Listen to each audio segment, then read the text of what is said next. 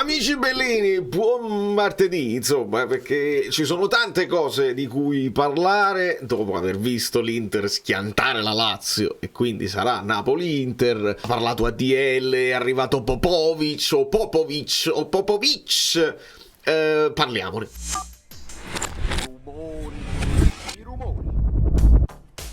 C'è anche da parlare del report dell'allenamento, che è molto interessante. Andrea Accetto, benvenuto, sei bene Accetto, come tutti i nuovi iscritti che si stanno rincorrendo sul canale, queste idee, non lo so. Ma lasciate un like perché il Napoli si è mosso e questo acquisto del giovane talento, insomma, su cui c'erano gli occhi un pochino di mezza Europa, è un buon segnale. E qua dobbiamo dire, non possiamo fare quelli che poi ma chi lo sa, non serve. No, questi segnali qua secondo me sono importanti, e nel leggere poi le parole di ADL, che adesso vedremo nell'intervista a Mediaset, nel rileggere quelle là vecchie dove diceva interverremo sul mercato per recuperare il tempo perduto, e non proprio dipende da quali acquisti stiamo parlando, perché quello che serviva probabilmente al Napoli nel breve tempo ancora non è arrivato. Che qua tutti parlavano di un difensore,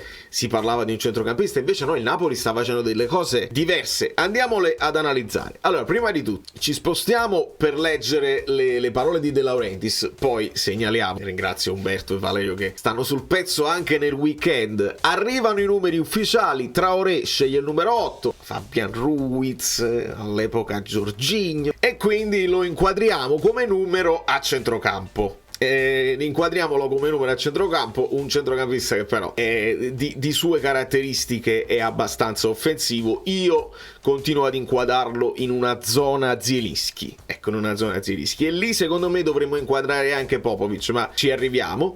Mentre Ngonge prende il 26, che ovviamente ci ricorda e ci ricorderà sempre Koulibaly, è proprio il numero suo, lui lo aveva al Verona, sui suoi social è CN26, no? Calcio Napoli 24, Calcio Napoli 26, 1926. Speriamo possa portare bene il belga, si chiama Ciro, abbiamo delle vibe.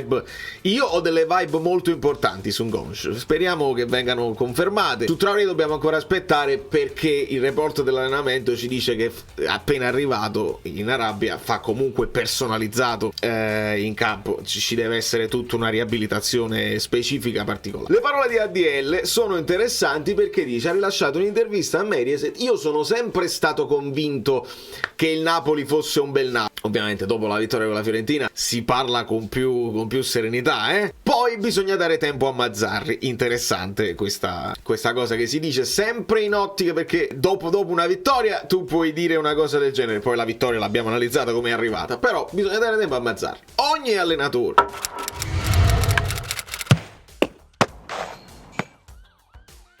ha una sua modalità che deve riuscire a trasmettere anche alla squadra, e quindi poi non si può pretendere di fare sempre le cose con la carta carbone, che quando tu copiavi lasciava sempre delle cose strane, non erano mai identiche, come si è poi arrivati a fare con la digitalizzazione. Diciamo che il digitale nel modo di allenare non è arrivato ancora. Diciamolo, caro presidente, perché se erano questi i presupposti quando hai scelto Garcia, e anche quando hai scelto Mazzarri, che a ogni ripresa, insomma a ogni intervista: io ho studiato il 4-3, voglio fare quello che fa Spalletti, a me piaceva tantissimo, lo copio tale qua. Ci siamo resi conto con un po' di ritardo, ma con logica, che non si può fare e che non si doveva nemmeno provare a fare. Io però insisto e ci tengo che mi seguiate in tutto questo ragionamento. In certi momenti contro certe squadre bene essere elastici e magari giocare a specchio e giocare contro la squadra che farà più possesso palla, ma capita poco con il Napoli. Con la Fiorentina capita spesso, ma quando si tratta Napoli contro qualcuno, il Napoli finisce sempre per avere un possesso palla maggiore, e quel possesso palla maggiore oppure dobbiamo vedere se alla fine il modulo utilizzato da Mazzarri contro la Fiorentina può funzionare o meno, o se è troppo difensivistico. Quindi fa piacere leggere che ADL sia meno fissato sul 4-3-3 oramai, che ci sia arrivato anche lui, e dobbiamo sperare che Mazzarri resterà elastico come lo sta dimostrando adesso e si adatterà alle partite, agli avversari e soprattutto al momento che vive la squadra. Se la squadra riprende fiducia è capace pure che il 4-3 comincia a girare un pochino meglio. Mazzarri lo ha detto adesso abbiamo fatto questo, ma io appena posso ritorno al 4-3-3, e questo appena posso va inquadrato nel momento, nello stato di forma e anche nei giocatori disponibili. Se Zielinski può giocare al di là delle questioni contrattuali e deve giocare, deve stare a disposizione con noi, che ne siamo pochi, fino alla fine della stagione, è capace che tu non ci devi rinunciare a Zielinski. Zielinski deve ritrovare la forma, magari l'essersi fermato può avergli fatto bene e quindi potremmo ritornare a un centrocampo a 3. Quindi vediamo, sarà molto interessante. Domani conferenza stampa di Mazzarri, quindi voi lasciate il like qua, vi iscrivete al canale e cliccate pure sulla campanella, perché poi arriva il video della conferenza stampa di Mazzarri domani in vista della finale. Ma se voi cercate Popovic su Google, cosa succede? Con un Abrabam tattico ci giriamo, ci spostiamo e troviamo Ana Popovic, che è una chitarrista cantante serba, anche lei, che insomma ha anche una discreta carriera, eccetera. Questo perché non tutto il mondo ruota intorno al calcio e dobbiamo ricordarcelo.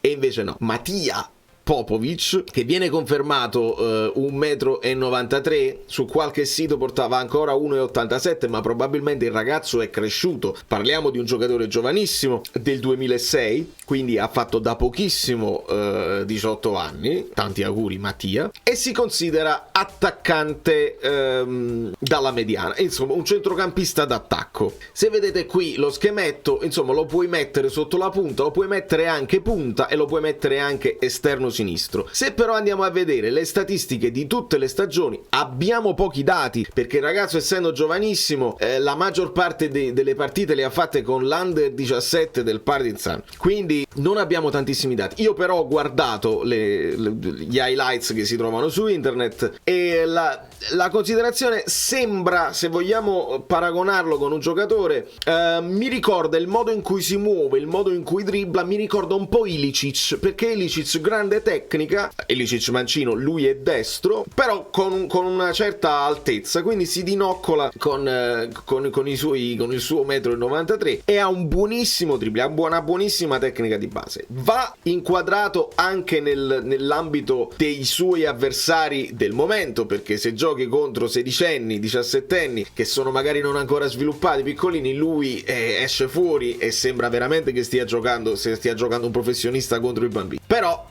e tu è lì che individui il talento, individui uno che ha qualcosa più degli altri e che può crescere se ha la testa giusta, se lo vuole fare e se viene assistito da agenti che non gli rovinano la carriera. Questo è importantissimo. Quando andiamo a vedere le posizioni giocate, qua ci porta a poche partite, però ce lo portano anche a destra. Insomma, questo qua, ragazzi, è un altro, secondo me, che va definito un trequartista. Lo può fare in un 4-3-3 ideale, secondo me può fare la mezzala alla Zielinski e può finire anche in una delle zone, insomma un pochino come Traoré. Però questo è un profilo per il futuro. Il Napoli dovrebbe girarlo al Frosinone, non sappiamo quanto spazio avrà al Frosinone stesso, che però è una squadra che i giovani li lancia senza problemi, dovrebbero stare tranquilli. Mi sembra una buona scelta mandarlo lì e magari può rientrare nell'ambito anche di un affare. Io ti do Zerbin, che vedete che sta in grande forma, tu però mi fai fare un po' di minuti a questo Popovic, così prende un po' di confidenza nel campionato italiano. Stiamo parlando veramente di un ragazzino che, se voi andate a vedere questo Ambrabam tattico che sta alle prime foto con i tifosi dopo le visite mediche, pare proprio Justin Bieber, è veramente un bimbo,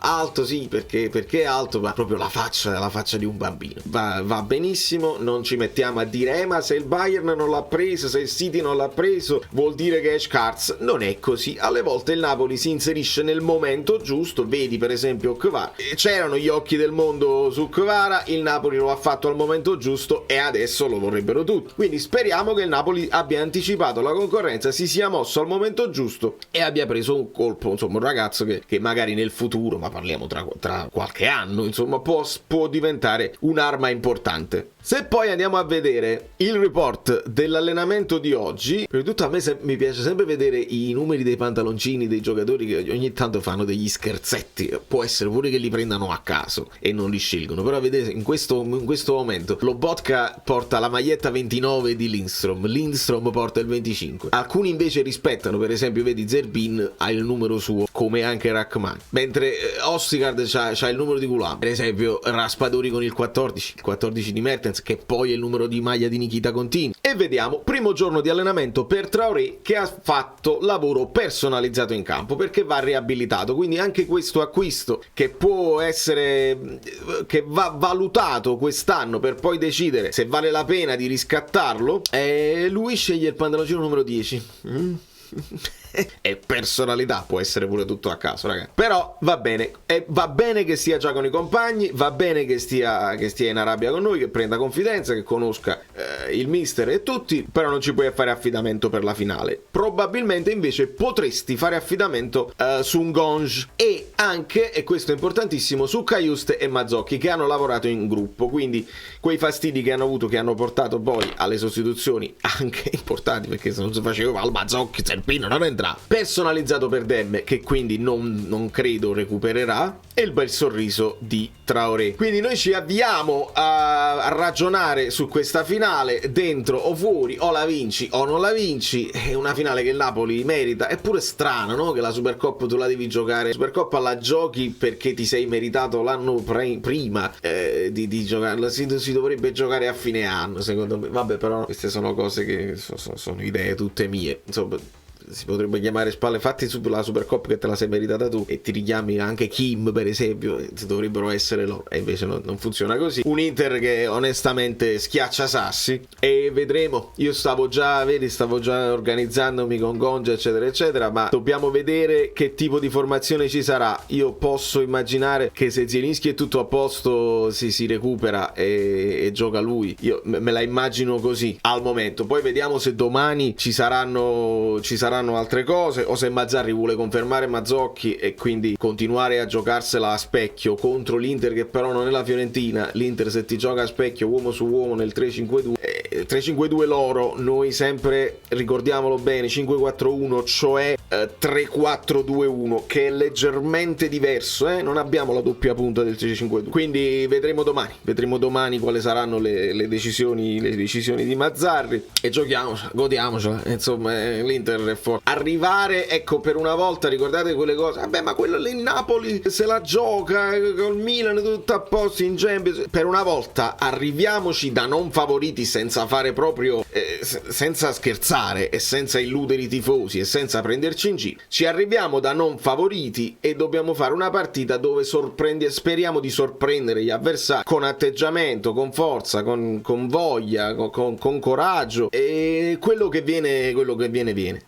Sarebbe veramente bellissimo portare un trofeo a casa in una stagione che è nata disastrata e che si può cominciare ad aggiustare così, si prende tutto un altro sapore la stagione del Napoli. Quindi sempre in attesa di capire se il Napoli affonderà altri colpi, perché siamo insomma al 20 gennaio, può essere pure che non arriveranno difensori, che non arriveranno altri centrocampisti, perché se poi Anghissà continua a perdere, capace che torna. Quante volte me l'avete sentito dire? Torna prima Anghissà e poi il centrocampista che dovevi prendere. Quindi può essere che si risolverà così, che si stringeranno i denti, ti mantieni Ostigard visto che non hai potuto prendere nessun difensore, oppure se il Napoli fa il colpo finale, il colpo di coda, vediamo un pochino e l'analizziamo. Da New York, Valerio Fluido è tutto, vi abbraccio, vi bacio, voi lasciate i like finali e lasciate, visto che avete visto tutto il video, anche la bandierina della Serbia, perché poi in futuro, io vi ho detto Ilicic come caratteristiche anche estetiche di come si muove, ma ovviamente diranno il nuovo Milinkovic-Savic,